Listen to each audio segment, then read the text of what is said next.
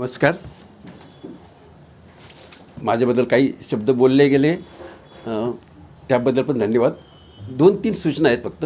मला पारखे सर म्हणू नका, कारण मला ते ऐकायची सवय नाही. मला वाटेल ते दुसऱ्या दिवशी तुम्ही बोलता की काय. मला काबिल म्हटलं तर चालेल. हां येस. आम्ही in English newspaper we are always refer by first names. आणि मला कुठेही कधी पारखे असं कुणीच मला संबोधित केलेलं नाही. दुसरं, मी रिपोर्टर आहे, लिहित पण असतो. आम्ही बोलण्याची सवय नसते आम्हाला. त्यामुळं तुम्हाला जरा सांगण्यात वगैरे कसं होईल माहीत नाही मला, तरी मी सांगणार आहे. दुसरं, तुम्ही संशोधक म्हणालात तसं नाही. आम्ही रिपोर्टर आहोत. आम्ही सगळ्यात बाबतीत असतोच. इतिहास माझा सब्जेक्ट होता गोवा मध्ये मुंबई विद्यापीठात, आणि फिलॉसॉफी माझं स्पेशलायझेशन होतं.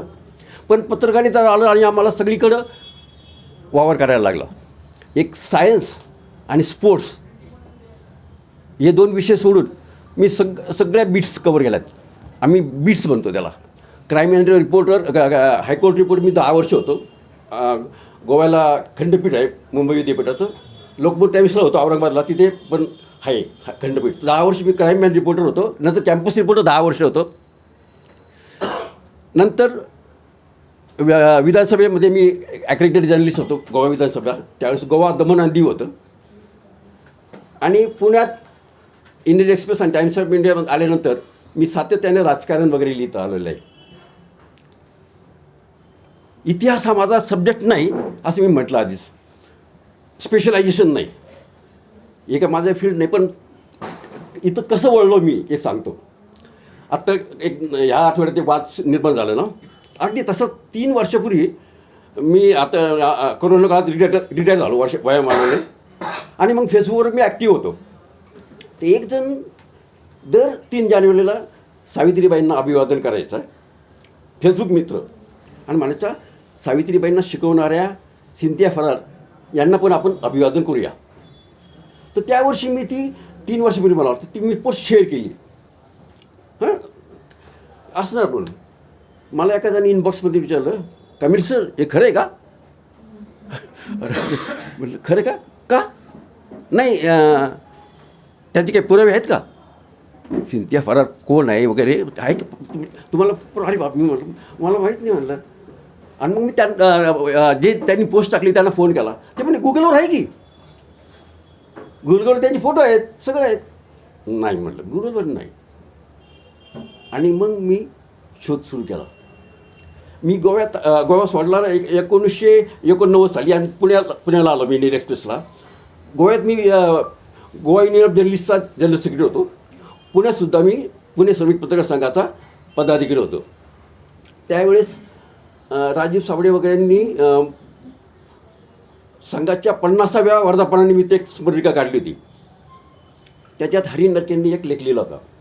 आणि त्याच्या पहिल्याच परिच्छेदामध्ये त्यांनी लिहिलं होतं, सावित्रीबाई फुले यांनी अहमदनगरकडे अमेरिकन मराठी मिशनच्या सिंथिया फरार यांच्याकडे अध्यापनाचे धडे घेतले. हा माझा पहिला शब्द मी ऐकला सिंथिया फरारविषयी. साल बरोबर 1992 असेल, 50वा वर्धापन दिन. तर that name remain back of my mind all the time. Cynthia फरार. मी फेसबुकमध्ये काल लिहिलं होतं, मारुती कांबळे कोण? त्याचं काय झालं असा हा प्रश्न सामनामध्ये सारखा फिरत असतो. ते मास्तर विचारतात, अरे कोण तो मारुती कांबळे? काय झालं त्याचं? तसं माझ्यात सिंथिया फरार कोण शोध आला. मी खूप जणांनी विचारलं, नगरला अहमदनगरला विचारलं, पुण्यात म्हणजे ख्रिस्ती साहित्य संशोधक आहेत वगैरे, कुणालाही काहीही माहिती नव्हतं.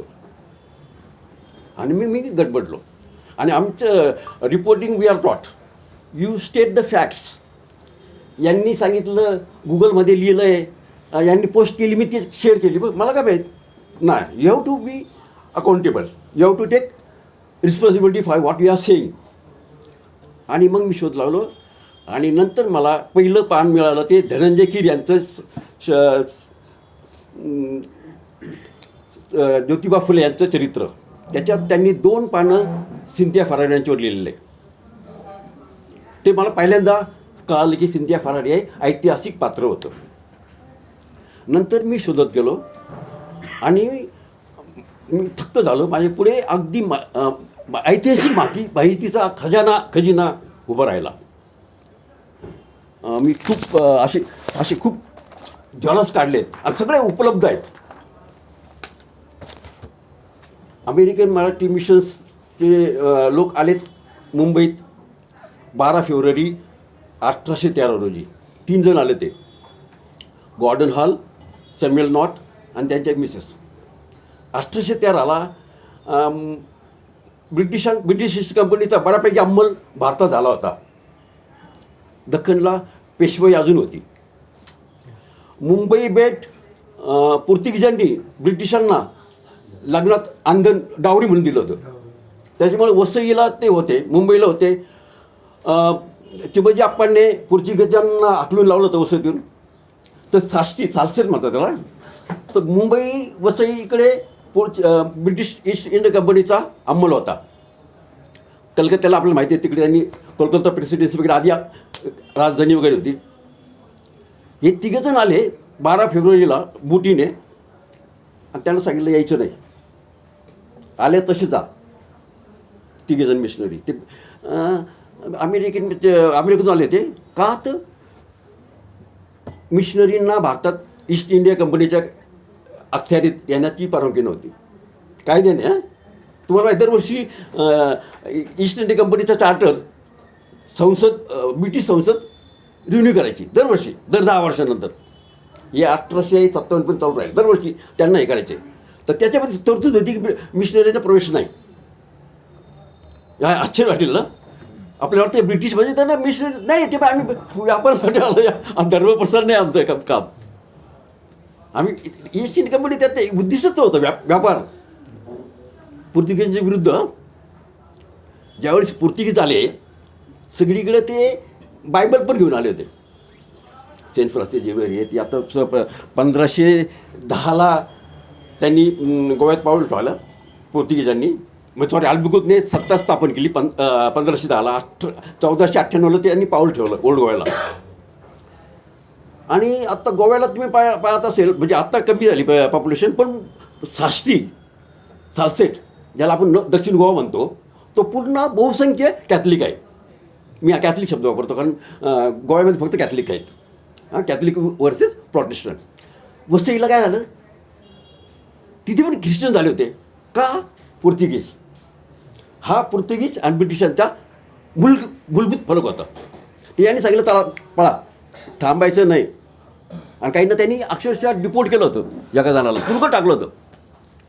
नशिबानं त्या तिघांच्या नशिबानं त्याच वर्षी ईस्ट इंडिया कंपनीची सनद रिन्यू झाली आणि मिशनरींना भारतात प्रवेश करण्याची मुभा मिळाली. आणि मग ते थांबले. 1815ला अमेरिकन मराठी मिशनने मुंबईत शाळा सुरू केल्या. ह्या साईडला ही पहिलीच शाळा होती ब्रिटिश पाश्चात्य धर्तीची, जिथं सगळ्यांना प्रवेश होता. जात, धर्म, लिंग, वंश काहीही फरक नव्हता. आणि ते अक्षरशः घेऊन यायचे, चला चला चला. येत नव्हते मुलींना वगैरे, त्यांना पैसे पण द्यायचे मुलांना, कारण येत नव्हते. तर 1815ला पहिली शाळा मुंबई सुरू झाली. 1818ला पेशवाई संपली.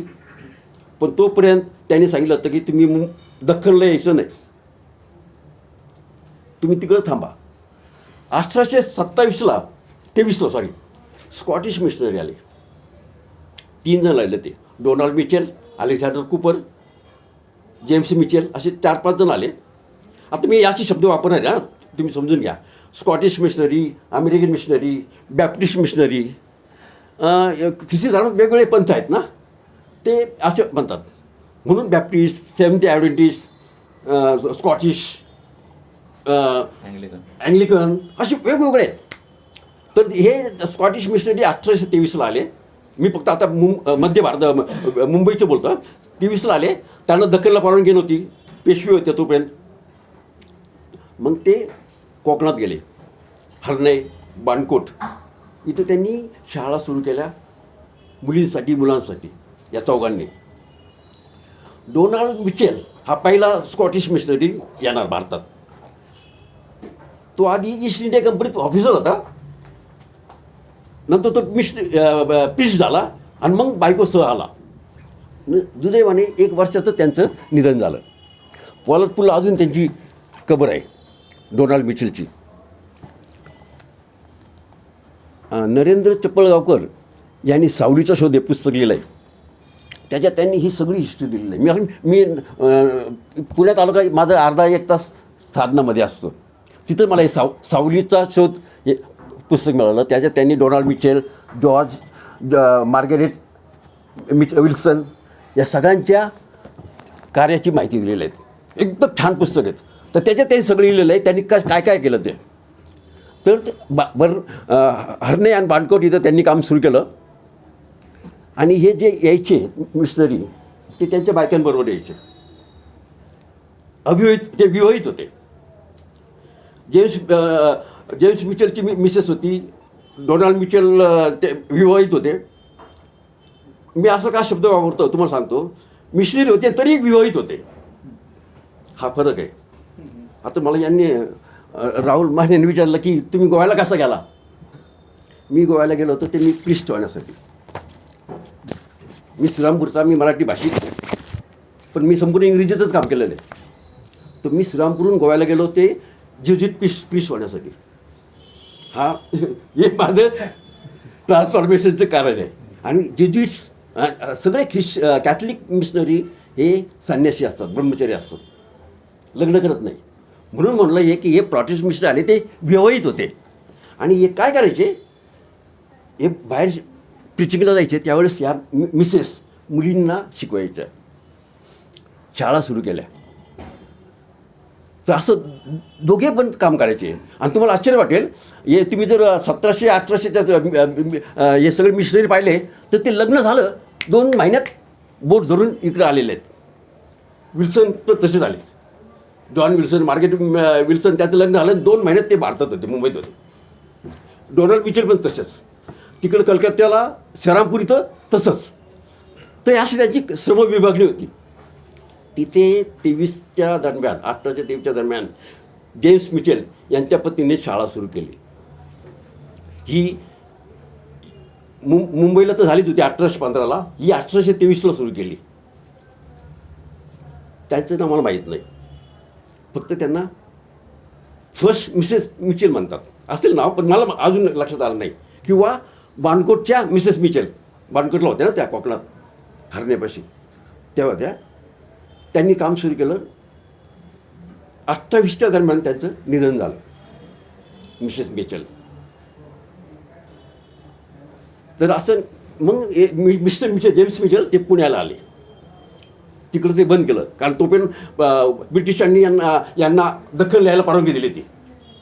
इकडं काम सुरू झालं होतं मुंबई, तिकडे पुण्यामध्ये मिशनरी शाळा उघडत होते. आणि ब्रिटिश का घाबरले ते म्हणाले पेशवा, पुण्यातले लोक चिडलेले आहेत, पेशवाईचा पाडाव झाला आहे, तुम्ही जर आला तुमचा दडप्रसार केला तर इथले बहुसंख्य लोक जे सत्ताधारी होते, ब्राह्मण लोक चिडतील, तुम्ही येऊ नका. पण हे ज्यावेळेस आले तिथे काहीच विरोध नव्हता. जॉन स्टीव्हन्सन आले पुण्यामध्ये, त्यांनी राहून घेतले, प्रचार केला आणि तेव्हा त्याचं खूप लोकांनी स्वागत केलं. ते त्यांना धक्का बसला. ब्रिटिशांनी पण काय म्हटलं नाही. 1829ला ते आले. 1830ला जॉन स्टीव्हननी पुण्यात इंग्रजी शाळा सुरू केली. पुण्यात स्कॉटिश मिशनचा असा पाया भरला गेला. जेम्स मिचेल पण इकडे आले आणि ही शाळा सुरू झाली. ब्रिटिशांनी सांगितलं पण आम्हाला पण इंग्रजी शाळा सुरू करायची आहे, तुम्ही ही शाळा आम्हाला द्या. ठीक आहे म्हणे. आणि हेच जॉन स्टीव्हन्सन नंतर ईस्ट इंडिया कंपनीमध्ये चॅप्लेन म्हणून जॉईन झाले. चॅप्लेन म्हणजे काय की ते पगारी धर्मगुरू. आता हे चॅप्लेन कुठल्याही धर्माचे असू शकतात. हां, जसे पेशव्यांच्या याच्यात कॅथलिक खूप होते, तर ते प्रिस्ट लोकांना बोलवायचे, यांची सर्व्हिस आहे ना, काय आध्यात्मिक सेवा पुरवायची असते. हिंदू असले तर त्यांची पाठ पूजा सत्यनारायण कोणी करायला पाहिजे ना. तर त्यांनी अक्षरशः मिशनरीला बोलवलं, घ्या जागा घ्या, चर्च बांधा पुण्यात. तर असं चॅप्लेन जॉन स्टीव्हन्सन चॅप्लेन झाले, त्यांनी हे सोडलं आणि शाळा यांच्या ताब्यात दिली. आणि त्याच शाळेत 10 वर्षानंतर ज्योतिबा फुले, भवाळकर आणि त्यांचे जवळकर असे 4-5 सहकारी शिकले त्याच शाळेत, जी शाळा जॉन स्टीव्हनने स्थापन केली होती आणि 1833 साली त्यांनी सरकारला ताब्यात दिली. हा असा छोटासा इतिहास आहे दख्खनचा. त्याच्यापुढे मी पण हे काय शाळा पाहिल्याच होती का? नाही. भारतात पहिली शाळा सुरू झाली ती कोलकाता प्रेसिडेन्सीमध्ये. तोपर्यंत ह्या साईडला ब्रिटिश आलेच नव्हते. 1793 साली विल्यम कॅरी श्रीरामपूरला पोहोचले. तोच प्रॉब्लेम होता, मिशनरींनी आमच्या इलाक्यात यायचं नाही, मग ते तिकडेच राहिले. तिकडेच त्यांनी मराठीचे फॉन्ट तयार केले, वेगवेगळ्या भाषेचे फॉन्ट तयार केले. 1793 आलेले. पण ते म्हणाले मी एकटा आहे, मला काही मदत पाहिजे.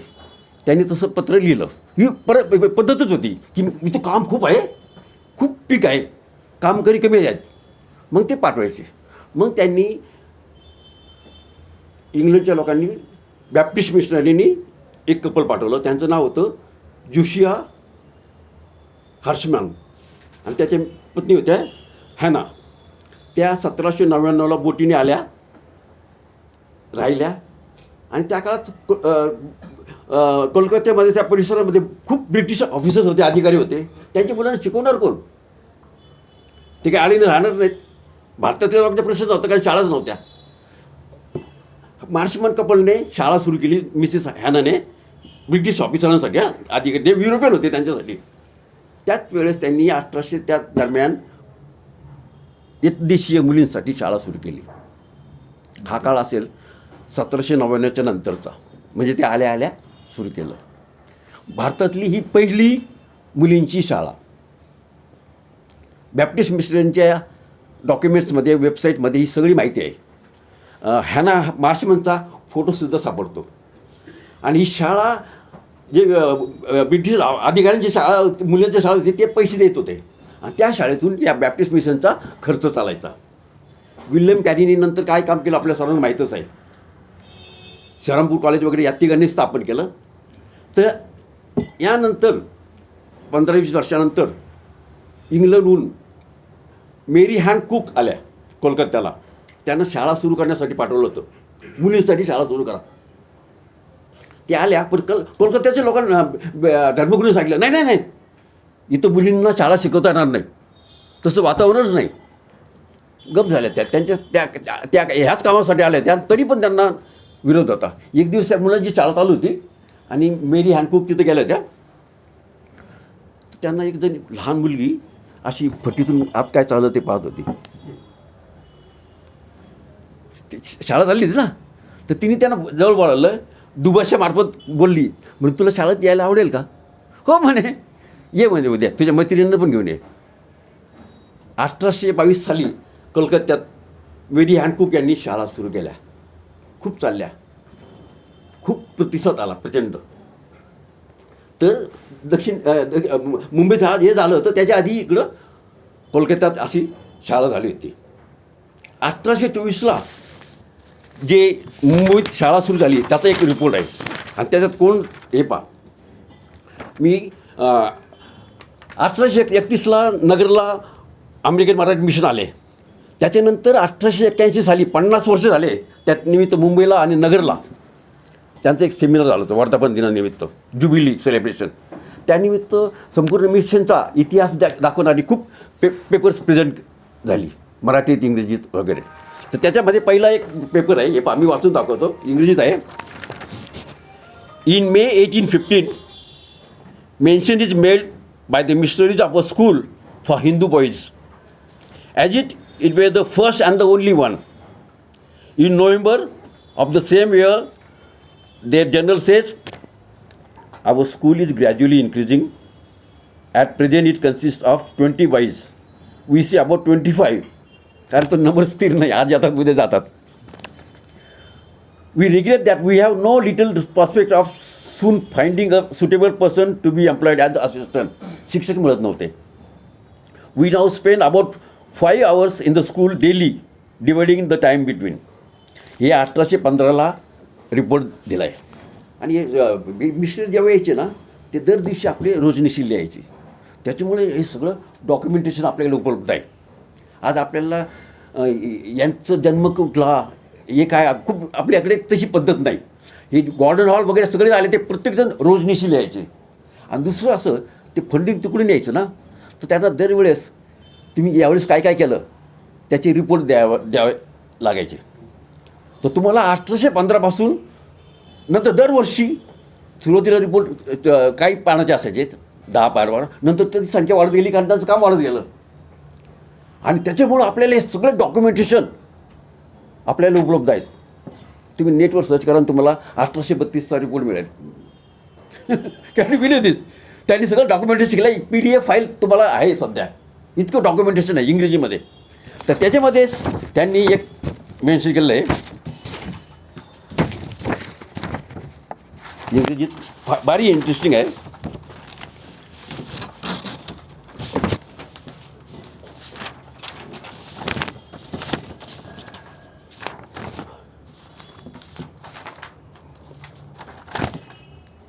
The first school for girls of which we find mention was commenced by the American Mission in Bombay in March 1824.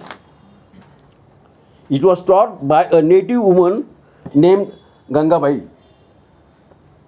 This is believed was the first school of the kind on this side of India. उघडल्या as soon as it was opened, 2 English ladies in the Bombay offered to pay all the expenses of the school.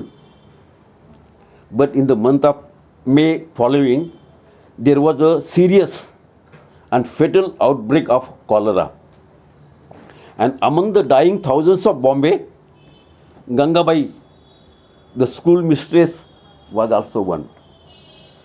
As no one could be found to take her place, the school was broken up. पहिली एकदिवसीय शाळा आणि एकदिवसीय शिक्षिका name Gangabai. Cholera सुरू झाला. 2 मार्चमध्ये शाळा सुरू झाली. मेमध्ये कॉलरा झाला. खूप लोक मेले त्यावेळेस. तुम्हाला माहिती आहे पटकी कॉलरा प्लेग वगैरे आले का खूप म्हणायचे. त्याच्यात गंगाबाईचे पण निधन झालं.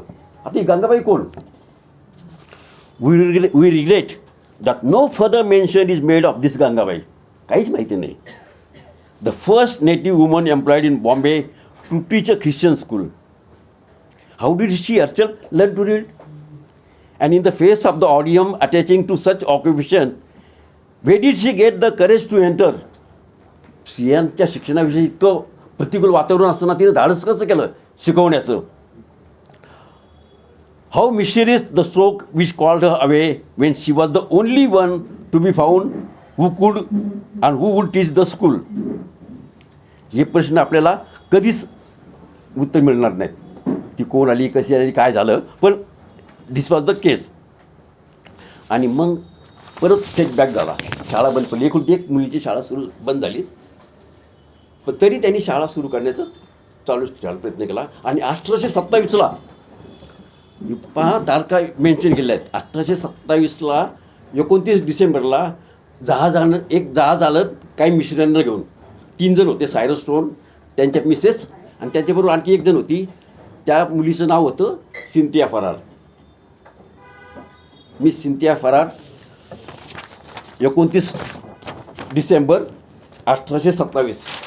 आता हे यांचं त्या वर्धापन दिनानिमित्त त्यांनी सगळ्या मिस्टरांची अरायवल डेट, रिझाईन कधी किंवा डेट हे सगळं मेन्शन केलेलं आहे प्रत्येकाचं. अगदी सुरुवातीपासून. सुरुवातीचं नाव गॉर्डन हॉल आहे. February 12, 1813 arrived, died March 20th, 1826. 11 वर्षातच त्यांचं निधन झालं नाशिकला दोडी-दापोर या गावीमध्ये.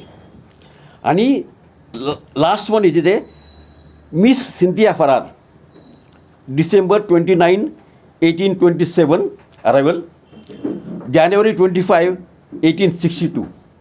पहा, so much documentation is there. So 1827ला मिस सिंथिया फरार आल्या. ती पहिली अविवाहित महिला मिशनरी होती, बाकी सगळे कपल होते ना विवाहित वगैरे. जशी मेरी हॅन कुक कोलकात्याला आली होती ती पण अविवाहित होती, ही पण अविवाहित होती. 1827 त्यांनी मुंबईत बायकाळ्याला कामं सुरू केले. हे सगळे रिपोर्ट्स आहेत, ठीक रिपोर्ट्स आहेत. 1832चे, 34चे, 45चे, काही मी कॉपी केले, सगळं मला मिळालेलं नाहीत, पण दरवर्षीचे रिपोर्ट्स आहेत. त्याच्यामध्ये सगळं त्यांनी काम सुरू केलं. बायकाळ्याला त्यांनी शाळा सुरू केली, बोर्डिंग स्कूल सुरू केली. 1837 त्या मुंबईत काम करत होत्या. नंतर आजारी पडल्या आणि मग त्या अमेरिकेत गेल्या. परत आल्या त्या 1839 साली आणि आल्या ते म्हणे तुम्ही नगरला, म्हणे नगरला आपलं केंद्र सुरू झालं आहे मिशन ठाणं. नगरला गेल्या 1839-40. तेव्हापासून अगदी मृत्यूपर्यंत म्हणजे 1862 त्यांनी नगरमध्येच काम केलं. कधीही अमेरिकेला परत गेल्या नाही. त्यांचं निधन तिथंच झालं.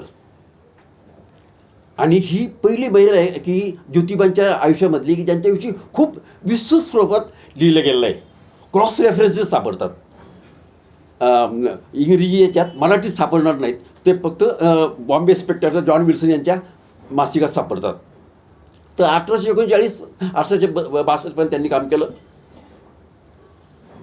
धनंजय कीर यांनी मी तुम्हाला सांगितलं ते मेन्शन केलं आहे की एके दिवशी यांचं शिक्षण झाल्यानंतर 1847च्या दरम्यान यांचा एक मित्र गावंडे, सदाशिव गावंडे, नगरला जजाच्या कोर्ट ऑफिसमध्ये त्याची नेमणूक झाली होती.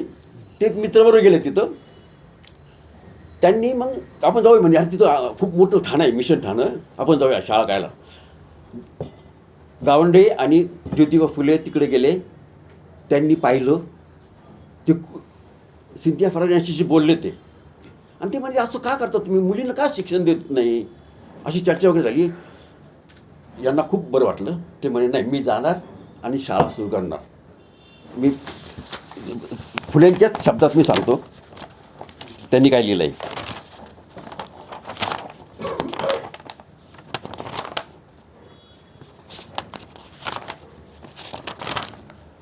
मुलींची शाळा सुरू करण्यापूर्वी आपण काय केलं याविषयी ज्योतिबा म्हणतात. स्त्रियांच्या शाळेने प्रथम माझे लक्ष वेधले, पण विचारांचे माझे असे मत झाले की पुरुषांच्या शाळांपेक्षा स्त्रियांच्या शाळेची अधिक गरज आहे. की स्त्रिया आपल्या मुलांना त्यांच्या दुसऱ्या किंवा तिसऱ्या वर्षात जे वळण लावतात त्यातच त्यांच्या शिक्षणाची बीजे असतात.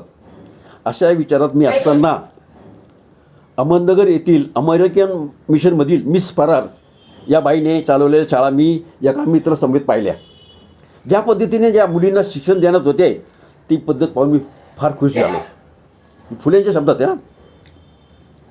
हिंदुस्थानात स्त्री शिक्षणाकडे दुर्लक्ष करण्यात येते याबद्दल ज्योतिबा आणि गोवंडे यांच्याजवळ मिस फरारने अत्यंत दुःख व्यक्त केले.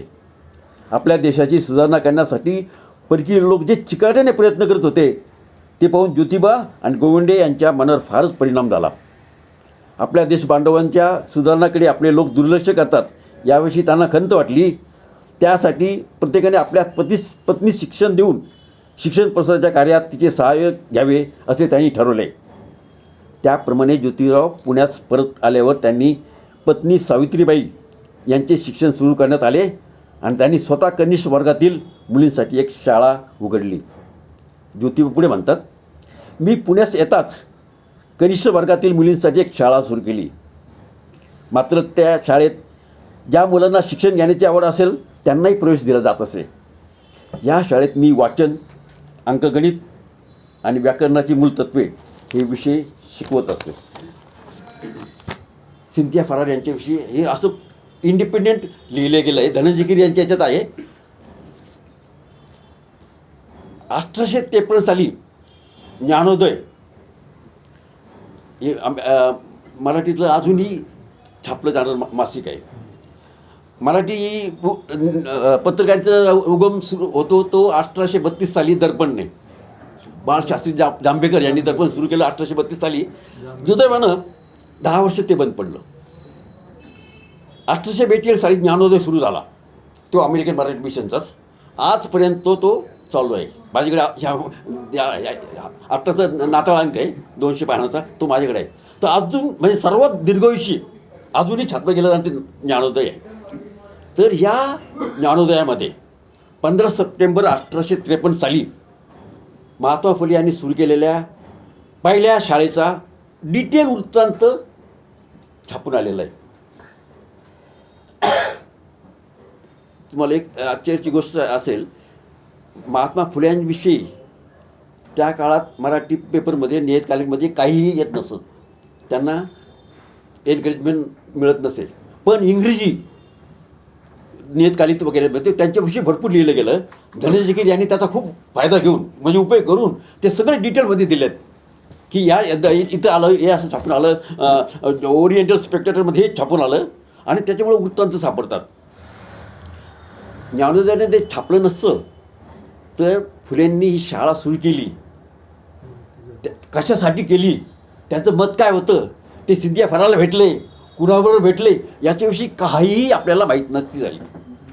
1853 ना, 15 सप्टेंबर 1853 साली पहिला रिपोर्ट आणि एकमेव रिपोर्ट ज्ञानोदयमध्ये छापून आला आपल्याला मिळतो तो. आज तुम्ही जर महाराष्ट्र राज्य साहित्य संस्कृतीचं वेबसाईटवर गेलं, ज्ञानोदयचे सगळे अंक आहे, तुम्हाला त्याच्या सगळे फुलेंची, सावित्रीबाईंची सगळी माहिती मिळू शकते गुगलवर. महाराष्ट्र सरकारने ते काम केलं तर या ज्ञानोदयाने छापलं म्हणून आपल्याला त्याच्यात मी 1.5-2 पानाचं संपूर्ण वृत्तांत आहे या शाळेविषयी. म्हणजे त्या काळात ज्यावेळेस महात्मा फुलेंचं निधन झालं, कुठेही बातमी आली नव्हती. केसरीमध्ये ती बातमी आली नव्हती, आपल्याला माहीतच असणार आहे. ते डोंगरीच्या तुरुंगातील दिवस, त्यावेळेस माहीत असेल ना आपल्याला, टिळक आणि आगरकर होते तुरुंगात होते. त्यावेळेस फुलेंनी त्यांना बाहेर आणलं, सत्कार केला. डोंगरीचे 100 दिवस हे पुस्तक आहे, छोटंसं पुस्तक आहे आगरकरांचं. ते मला वाटतं असेल 1810 वर्षे फुलेंच्या निधनापूर्वीचं. असे फुलेंचं कर्तृत्व होतं. ते कमिशनर होते, म्हणजे त्यावेळेस नगरसेवक कमिशनर म्हणायचे. मोठे प्रस्त होतं. शाळा सुरू केला एक सगळ्यांना केसरीला माहीत होतं ही पुण्यातली व्यक्ती निधन पावते. त्यावेळेस केसरीमध्ये एक ओळसुद्धा आली नाही. तो ज्ञानोदयाने 1853 सालीपासून सगळे बातम्या दिलेल्या आहेत. हे कर्तृत्व आहे. दुसरं एक तुम्हाला आठवत असेल, म्हणजे थोडं विषयांतर असेल, पण मी त्यांची कॉन्ट्रीब्युशन सांगतो. ज्यावेळेस मराठी साहित्य संमेलन सुरू झाले, न्यायमूर्ती रानडेंनी फुल्यांना सांगितलं तुम्ही या. फुलेंनी पत्र लिहिलं, डिटेलमध्ये पत्र लिहिलं, मी काय येणार नाही, गालबोडे दादा वगैरे मी तुमच्या संमेलनाला येणार नाही. आणि त्यांनी पत्र लिहिलं, खरमरीत पत्र लिहिलं, मी येणार नाही म्हणे. काय होणार असं लिहिलं, ते डिटेलमध्ये पत्र आहे. आता हे पत्र कुठे आहे, आपल्याला हे पत्र कुणीच छापलं नाही. महात्मा फुलेंनी ज्ञानोदयाचे संपादक लिहिलं, त्यांनी डिटेलमध्ये दिलं ते पत्र. त्याच्यामुळं आपल्याला हा इतिहास आहे, उपलब्ध आहे. म्हणजे काही व्यक्तींची कार्य जाणून बुजून लपवली गेली, दुर्लक्ष केलं गेलं, अनुल्लेखांना मारलं गेलं. तर हे मी उदाहरण दिलं. तर असे नंतर फुलेंचे निधन झाल्यानंतर ज्ञानोदयमध्ये लेख आला, दुसरीकडे लेख आला. यशवंतराव फुले, ज्योतिबांचे चिरंजीव, त्यांनी पण एक लेख लिहिला. त्याच्यामध्ये आपल्याला कळतं की त्यांचं म्हणजे 90ला निधन झालं, 91ला ते लेख आहे. त्याच्यामुळे एकदम तात्कालिक आहे आणि प्रासंगिक आहे आणि ताजा आहे आणि वस्तुस्थितीला धरून आहे. तर असे ज्ञानोदयमध्ये हे दिसतं. मुक्ता साळवे,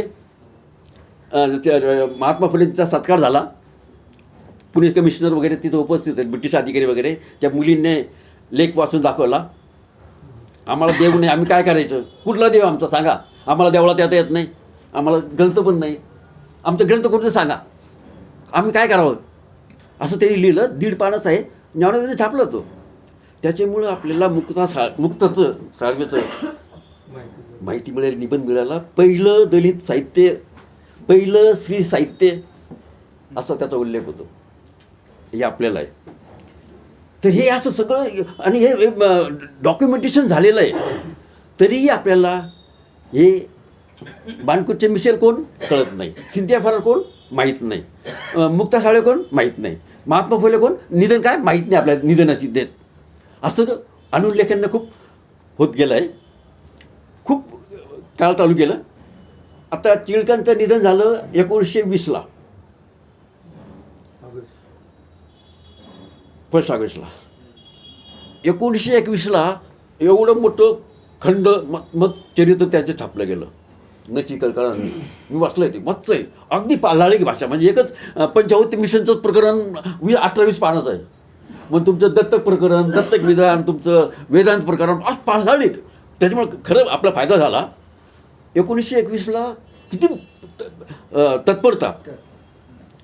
फुलेंचं चरित्र यायला 1927 साल उगावं लागलं. पहा, father of social reformation in India, the first revolt, first rebellion in. आणि त्यांचं 1927ला सीताराम पंडितराव पाटील यांनी करावं विदर्भातल्या माणसांनी डिटेलमध्ये. आज पण तो पायाभूत ठरवला जातो 1927ला. नंतर काहीच नाही. नंतर धनंजय कीर यांनी जे ज्योतिराव फुले यांचं चरित्र लिहिलं ते आत्तापर्यंत तरी समग्र म्हणता येईल असं नाही. 300-400 पानाचं आहे, पण प्रत्येक वाक्याला संदर्भ आहे. असे हवेतले बाण नाही. हे कुठं म्हटलं, हे नॉनवेजमध्ये आलं, हे ओरिजिनल स्पेक्टेशनमध्ये आलं, या इंग्रजीमध्ये आलं, हे दर्पणमध्ये आलं, हे इथं आलं, असं त्यांनी सगळीकडं पुरावायचं म्हटलं आहे. हा सूर्य, हा जयद्रथ. आणि ते छापलं गेलं 1964 साली. म्हणजे 70 वर्षानंतर निधनानंतर.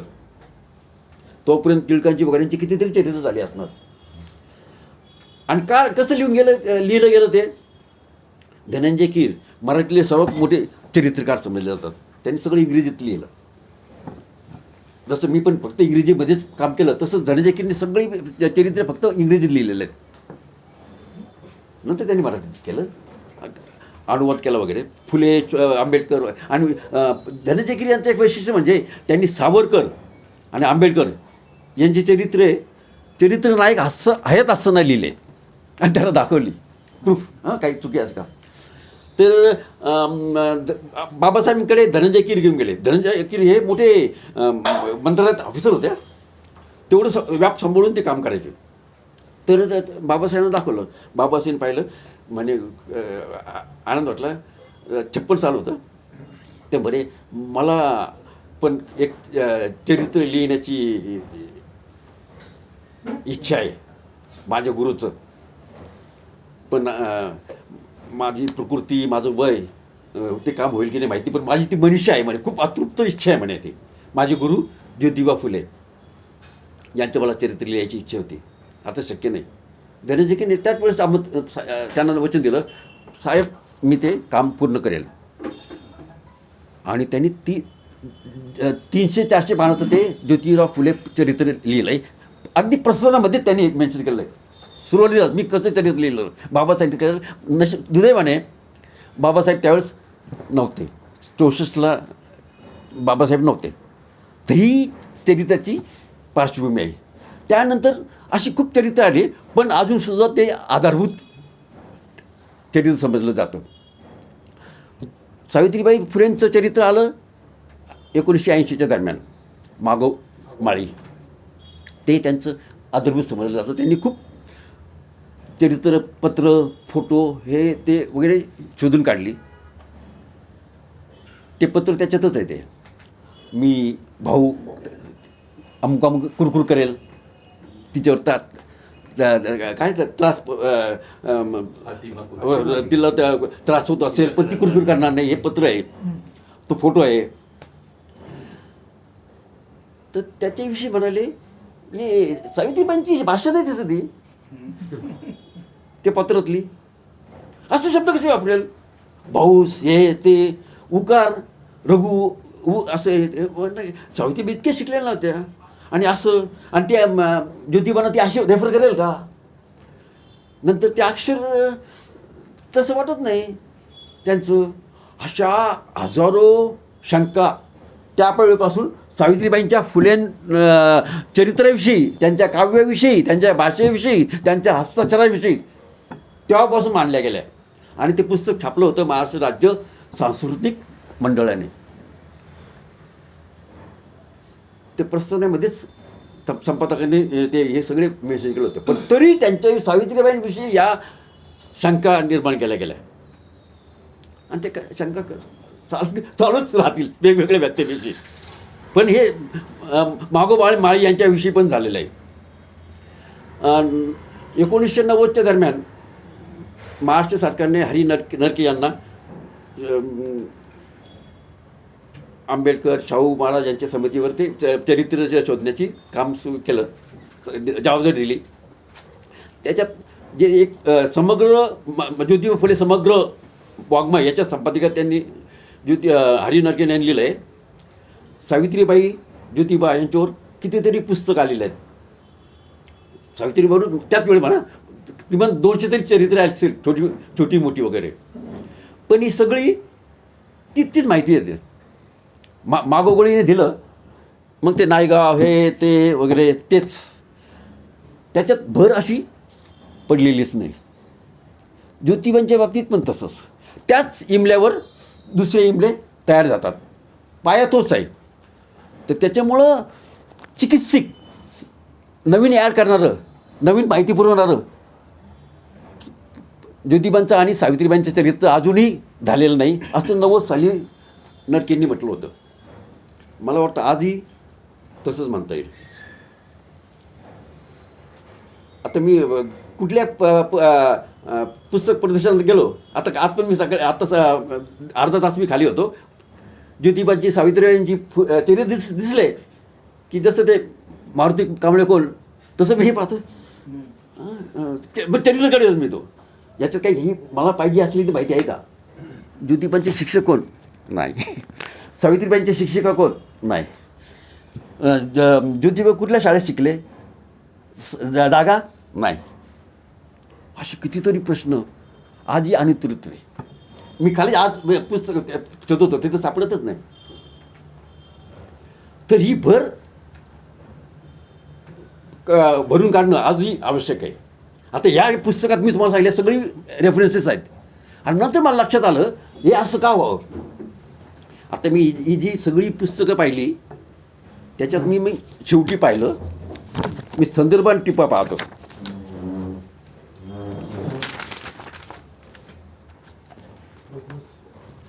ही सगळी संदर्भ मराठी असतात.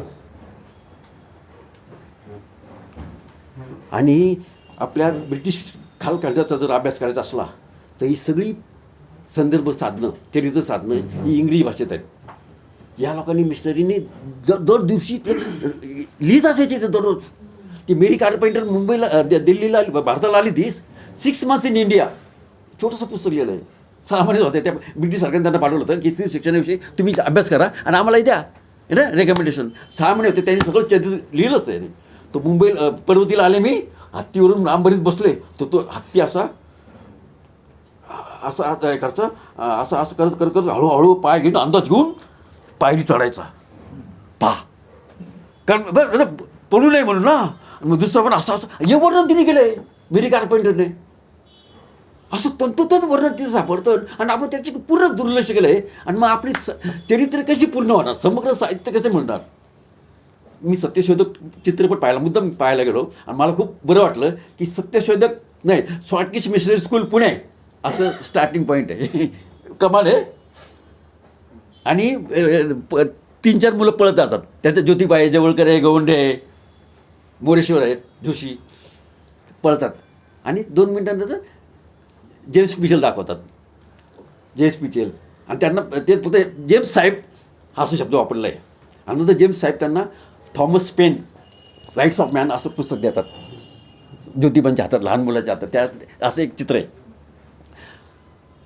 हा संदर्भ मला कुठल्याही मराठी चरित्रात सापडलेला नाही. जेम्स मिचेल त्यांचे नक्की गुरु कोण होते? जॉन मरे मिचेल की जेम्स मिचेल? शिक्षिका कोण होत्या? सिंथिया फरारचं पण असं पासिंग रेफरन्स असतो, पण ही पूर्ण माहिती दिलेली नसते. त्यामुळं मी म्हणतो की मी या शोधात गेलो आणि मग मला ही सगळी माहिती मिळाली. जॉन मरे मिचेल, आता हे पहा, हे जॉन मरे मिचेल यांचं एक आत्मचरित्र आहे, in western India, recollections of my family missionary life by the reverend John Murray Mitchell MA LLD, Edinburgh, David Douglas, 1899. हे मी जेव्हाच केलं हे ते 400 पानाचं असेल. संपूर्ण बुक 700-750 पानांचं आहे. त्याच्यात सगळी माहिती आहे. दक्कन दक्कन म्हणजे काय, डेक्कन म्हणजे काय. आम्ही US मुंबई, जॉन विल्सन यांचे सगळे होते. पण ज्या वेळेस जेम्स मिशेल येत नव्हते, इथं नव्हते, बाहेर गेले, ते इथे बदली कामगार म्हणून यायचे. तर त्यांनी 1838 पासून एकूण 1863 पर्यंत सगळं इतिहास लिहून काढला आहे. Deccan, what is Deccan, Deccan is a south part, विद्या याच्या अलीकडचा, असं माहिती दिली आहे. डेक्कन इथे पॉप्युलेशन इतकं आहे, इथे ब्राह्मण हे आहेत आणि त्यांच्या विद्यार्थ्यांविषयी खूप खूप चांगलं लिहिलं आहे. आणि हे यांचे मार्गदर्शक होते ज्योतिबांचे. एकदा त्यांनी याच्यात लिहिलं आहे, Jyotiba was a very extraordinary person. एकदा त्यांनी माझ्याकडे एक महार मुलगा पाठवला. हे याच्यात आहे, इंग्रजीत पण आहे, मराठीत पण आहे. मी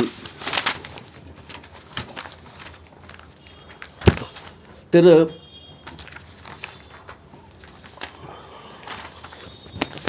त्यांनी म्हणजे शिकवायला दे त्याला, शाळेत शिकू दे. ही घटना 1852च्या दरम्यान असेल. महार मुलगा पाठवला शिकवायला त्या जॉन मरी यांच्या शाळेत. तर दुसऱ्या दिवशी काही मुलं, ब्राह्मण मुली त्यांच्याकडे आले. तुम्ही तो महार मुलगा शाळेत आणला म्हणे. हो, एकच आहे. नाही पण नका, असं कसं, आम्हाला मी विद्याळ होतो, आम्हाला शाळा सोडावं लागेल. अरे तो एकच आहे, तो तुम्ही दुसऱ्या बाकावर बसता, तो दुसऱ्या बाकावर बसतो. बाक चटेवरच असतात ना, आम्हाला चटेचे विचार होतो. आता तर घरी जाऊन आम्हाला आंघोळ करावं लागेल. हे पहा, मी त्या मुलाला बाहेर काढू शकत नाही. तुम्ही असं करा, तुम्ही हुशार आहात ना, नाहीतरी तुम्ही आता पुढच्या वर्गात जाणार आहेत, शिकू दे त्याला, मला काढणं शक्यच नाही. आणि मग ती मुलं दुर्मुखलेल्या चेहऱ्याने गेली. जॉन मरी मिचेल म्हणतात, दुसऱ्या दिवशी तो मुलगा आलाच नाही शाळेत. अशी प्रवृत्ती होती. जॉन मरी मिचेलनी हे लिहिलेलं आहे, पूर्ण येतं. नंतर एक रेव्हरंड ॲडम म्हणून एक ब्रिटिश अधिकारी होते, शिक्षण अधिकारी, ते शाळेमध्ये जायचे तपासणीला. म्हणून एकदा ते गेले, तर पंतूजी होते, शिकवत होते. ते म्हणते, तुमच्या मागं ढेकळं कशाला ठेवली म्हणे, मातीची ढेकळं. तो पंतूजीच्या हातात छडी होती.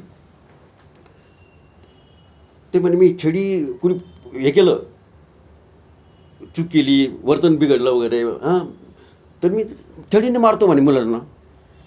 आम्ही ढेकळं कशाला. हां, ढेकळं ती मांग असली, त्यांना कशी शिक्षा करायची, मला विचार होणार. मग पुढे चुकलं की मी ढेकळून मारतो. चुकलं तो दुसरं ढेकळ मारतो म्हणे. हे मचल बिर्याणी लिहिलं आहे. धनंजय कीरनी जसे तसे पूर्ण वाक्य लिहून काढलेत मराठीमध्ये. इंग्रजीमधली जशी होती त्या दोन्ही इंग्रजी आणि मराठी दोन्ही आवृत्तीमध्ये सापडलं जातं. आता हे कोण, जॉन मरी मिचेल. 1838 साली ते आले. जॉन विल्सन बरोबर ते मुंबईत राहायचे. संस्कृत शिकले, मराठी शिकले.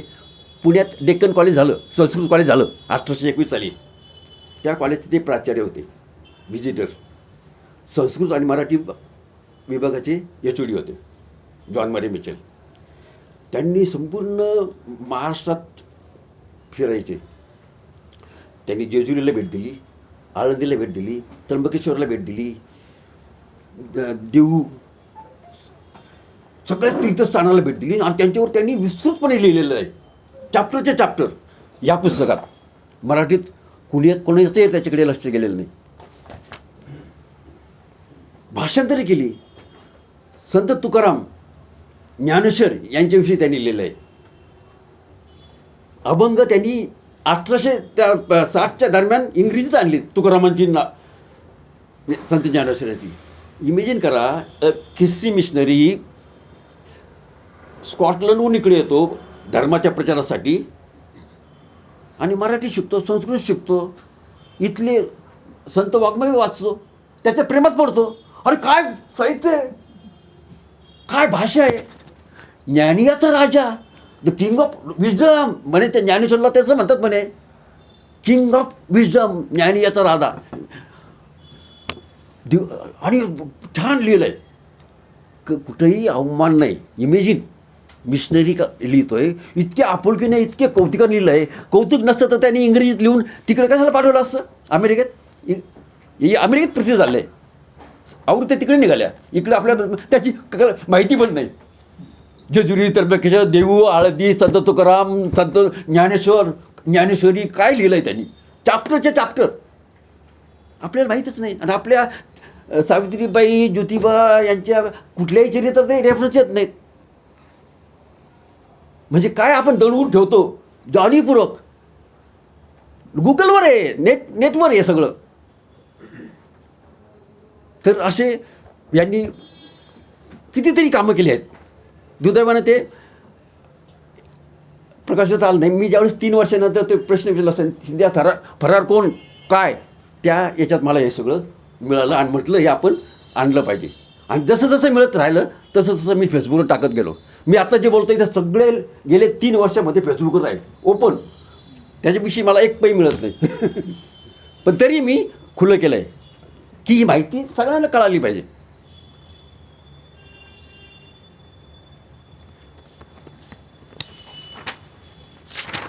हे पहा, या दरम्यानच्या काळात मराठी साहित्यात मी आधी रस घेऊ लागलो होते. त्यात मी केलेलं भाषांतर आहे. इंग्रजी आणि संस्कृत भाषांतून मराठीत अनुदित केलेली अनेक पुस्तके होती, मात्र मूळ मराठी असलेल्या पुस्तकांनी मला आकर्षित केले होते. मराठीतील या साहित्यापैकी माझे लक्ष वेधून घेतले तेथे धार्मिक आणि तत्त्वज्ञान अध्यात्म असणाऱ्या ग्रंथांनी. मराठीतील सर्वाधिक प्राचीन असलेले आणि आपल्याला ज्ञात असलेले काव्य 12व्या शतकाच्या अखेरीस किंवा 13व्या शतकाच्या सुरुवातीला रचले गेले. त्यानंतर 70 किंवा 80 वर्षानंतर ब्राह्मण असलेल्या एका कर्तृत्ववान व्यक्तीचा उदय झाला. त्या व्यक्तीचे नाव होते संत ज्ञानेश्वर. डांटे यांचे ते समकालीन होते.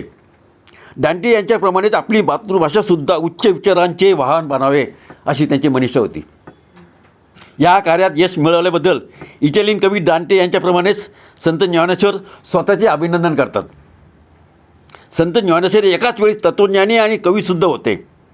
भगवद्गीता या प्रसिद्ध ग्रंथावर विस्तृतपणे लिहिलेली ही टीका हे संत ज्ञानेश्वराचे सर्वात महत्त्वाचे योगदान आहे. असे असले तरी मराठी कवीमध्ये सर्वाधिक लोकप्रिय संत तुकाराम आहेत. पुण्यापासून सुमारे 1800 मैल अंतरावर असलेल्या देऊ गावात प्रामुख्याने त्यांचे वास्तव होते. संत तुकाराम स्वभावाने खूप हळवे आणि आपल्या प्रवीणीने अतिशय धार्मिक होते. स्कॉटलंडमध्ये रॉबर्ट बर्न्स इतकं लोकप्रिय नसेल तितके संत तुकाराम, ते स्वतःला तुका म्हणतात, महाराष्ट्रात लोकप्रिय आहेत. त्यांच्या कवितेतील कवने सर्व लोकांना तोंडपाठ आहेत. आणि जेव्हा कधी एखादा ख्रिस्ती मिशनरी ही कवने आपल्या प्रवचनात उद्धृत करतात तेव्हा सगळे श्रोते मंत्रमुग्ध होतात. अशी सुंदर भाषेमध्ये त्यांनी कौतुक केलेलं आहे. आणि हे भाषांतर करताना लिहिताना लोकांसमोर आणताना मला खूपच आनंद वाटला. आता मी 1793 पासून सुरुवात केली ती. विल्यम कॅरी आले, नंतर हॅना हार्समन, मेरी अँड कुक यांनी कोलकात्यात शाळा केली. मुंबईत स्कॉटिश मिशनरी, अमेरिकन मिशनरी वगैरे यांनी सुरू केली शाळा. हा झाला. नंतर हंटर कमिशन समोर महात्मा फुलेंनी आपलं निवेदन दिलं. त्यानंतर परिस्थितीत किती फरक पडला. 1800 साली सुरू झाली स्त्री शिक्षण वगैरे. 1890ला 92ला काय असणार, एक मी पॅरेग्राफ सांगतो. सुधारक पत्रामध्ये छापून आला होता तो. त्यानंतर तब्बल 70 वर्षांनी ऑक्टोबर 1892 म्हणजे ज्योतिबाचं निधन नुकतंच झालं होतं. पुणे वृत्तांत टिळकांची मुलगी 6वीच्या परीक्षेला बसणार म्हणून तिचे कौतुक केलं आहे सुधारक पत्राचं. यंदाच्या 6वी इयत्तेच्या उमेदवारात राजमान राजश्री बाळ गंगाधर टिळक यांची 12 वर्षाची कुमारिका कृष्णबाई ही एक आहे. हे कळवण्यास आम्हाला अत्यंत आनंद होतो. 12 वर्षाच्या वयात 6व्या इयत्तेचा अभ्यास पूर्ण व्हावा ही गोष्ट अभिनंदन खरीच, परंतु एक ब्राह्मण कन्या या परीक्षेत बसल्याचे हेच प्रथम ठळक उदाहरण आहे. म्हणून आम्हाला अधिकच आनंद वाटतो व परीक्षेत यश चिंतितो. ही घटना 1892 सालची आहे. सामान्य जनांना आणि महिलांना शिक्षण देण्यास सुरुवात 19व्या शतकाच्या सुरुवात झाली आणि त्या शतकाच्या अखेरसुद्धा ही परिस्थिती होती की एक मुलगी 6वीला परीक्षेला बसते. तेच मोठी घटना आहे, आनंद आहे. आणि ती पण साधी मुलगी नाही, ती राजमान्य राजश्री बाळ गंगाधर टिळक यांची मुलगी आहे ती, जे त्या काळात 1892ला मोठं प्रसिद्ध होतं पुण्यात. ते पण आपल्याला मोठं कौतुकाची गोष्ट होती. तर या दरम्यानच्या काळात 1830, 40, 50, 60च्या दशकात ज्योतिबा आणि सावित्रीबाई फुले यांचं कार्य किती अवघड आणि तितकंच महत्त्वपूर्ण होतं याची आपल्याला कल्पना येईल या एका उदाहरणावरून. धन्यवाद.